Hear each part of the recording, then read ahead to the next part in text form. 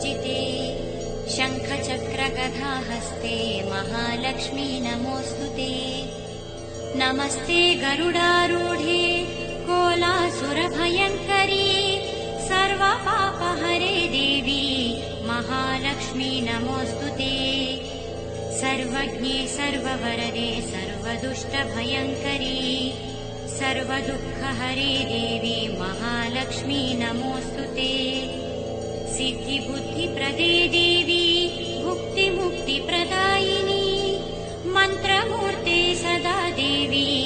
महालक्ष्मी नमोऽस्तुते आद्यन्तरहिते देवी आद्यशक्ति महेश्वरी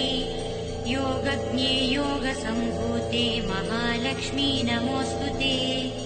स्थूलसूक्ष्म महारौद्रे महाशक्ते महोदरे महापापहरे देवी महालक्ष्मी नमोऽस्तुते पद्मासनस्थिते देवी परब्रह्मस्वरूपिणी परमेशी जगन्मातः महालक्ष्मी नमोऽस्तुते श्वेताम्बरधरे देवी नानालङ्कारभूषिते